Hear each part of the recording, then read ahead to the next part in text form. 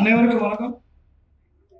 உங்கள் செல்வி, உங்கள் அண்ணாமலை, உங்கள் வானிலை இப்பொழுது தாய்க்கிழமை என்ற ஒரு போர்வையுடன் உங்களை சந்திக்க வந்திருக்கிறார்கள். நமது மண்ணில் ராதிகா சரத்குமார் அவர்கள்.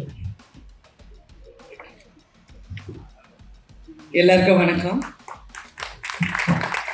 படம் ரசிச்சு பார்த்துட்டு இருக்கீங்களா?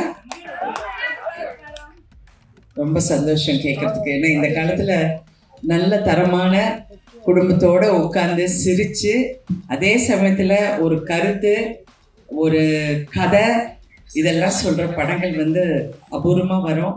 அந்த டைம்ல இது வரப்போகும்போது உண்மையிலே சந்தோஷமா இருக்கு. அதுக்கு காரணம், முக்கிய காரணம் எங்க டைரக்டர் சிவகுமார் முருகேசன், மதுரைக்காரரு. அவர் வந்து இந்த பாஷையை பேச என்னை வைக்கிறதுக்குள்ள எனக்கே சரியா போச்சு. ஆனா இதுல வந்து ரொம்ப சிரமப்பட்டு இந்த படத்தை நடிச்சிருக்கோம். இதுல நிறைய பேர் நல்லா நடிக்கிறவங்க நீங்களே பார்த்துட்டு இருக்கீங்க. இப்பதான் கதை வந்து எங்க வந்திருக்கோம், எங்க ரைட் வந்து இப்போ பாருங்க கிளவி ஏஞ்சி என்னென்ன பண்ண போகுதுன்னு. அந்த மாதிரி இந்த மாதிரி கதையை கொடுக்கறதுக்கு தைரியம் கொடுத்த நடிகர் சிவகார்த்திகேயன் அவர்களுக்கு நான் நன்றி சொல்லுறேன். அதே மாதிரி பேஷன் ஸ்டுடியோஸ்க்கும் இதில் நடித்த அனைவருக்கும் நல்ல பேர். இது வந்து என் பொண்ணு சுருளியா நடிக்கும்.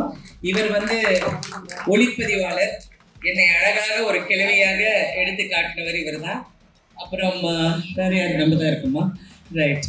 ஸோ நாங்கள் வந்து இப்போ எல்லா இடத்துலையும் தமிழ்நாடு முழுவதும் இந்த படம் ஒரு வெற்றி படம். இது வந்து சிறப்பாக மக்கள் வந்து வரவேற்கிறாங்க. அதுவும் குறிப்பாக பெண்கள் குடும்பத்தோட வந்து பார்க்குறது, இதெல்லாம் கேட்கும்போது ரொம்ப சந்தோஷமா இருக்கு. நான் எல்லாம் தியேட்டர்ஸ் எல்லாம் போய் ரொம்ப வருஷம் ஆச்சு. ஏன்னா நான் நினைக்கிறேன் கடைசியாக நான் 3 முகம்னு ஒரு படத்துக்கு ரஜினிகாந்த் சாரோட நான் மதுரை வந்திருந்தேன்னு நினைக்கிறேன் அப்போ.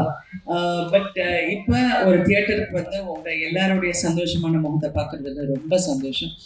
அண்ட் நீங்கள் வந்து இதோட இல்லாமல் எல்லா உங்கள் ஃப்ரெண்ட்ஸுக்கு, உங்கள் ஃபேமிலி மெம்பர்ஸ் எல்லாருக்கும் சொல்லுங்கள், இது ஒரு நல்ல படம், வந்து பாருங்கள். கிழவி அழகாக இருக்காங்க, அது மட்டும் கொஞ்சம் சொல்லிடுங்க. அது மாதிரி நீங்கள் கண்டிப்பாக இந்த படத்துக்கு ஒரு பெரிய வரவேற்பு கொடுக்கணும். அதே மாதிரி இந்த மாதிரி நல்ல படங்கள், கருத்துள்ள படங்கள் கண்டிப்பாக ஒரு தனி இடத்த தமிழ்நாட்டு மக்கள் மனசுல பிடிச்சிருக்கு. அதை வளரணும், மேலும் வளரணும்னு கூறி உங்கள் அன்புக்கும் ஆதரவுக்கும் நன்றி. நீங்க ஏதாவது பேசுறீங்களா? டைரக்டர் இல்லையா? ரைட், நான் டைரக்டர் சார்பாக பேசுறேன்.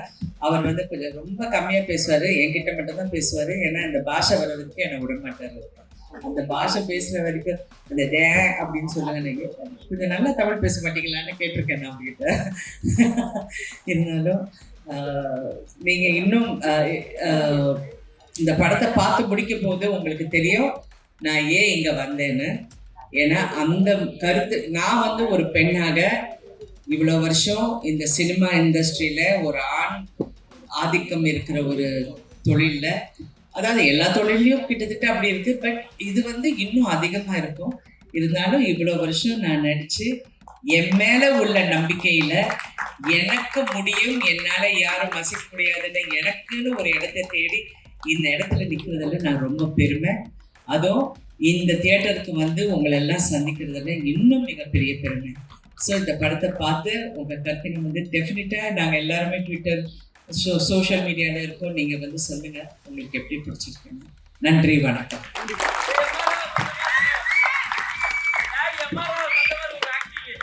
ஆமாம், நிறைய இடத்துல அவர் மாதிரி தான் இருக்கேன்.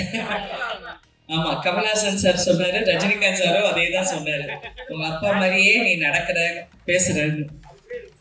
ரொம்ப நன்றி. எவ்வளவு பெரிய பெருமை எனக்கு, நினைச்சு பாருங்க.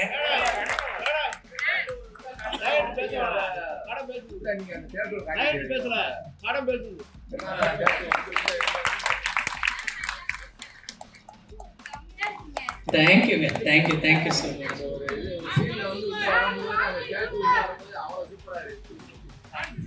ரொம்ப நன்றி. கிளைமேக்ஸ் போட்டு விடுப்போம்.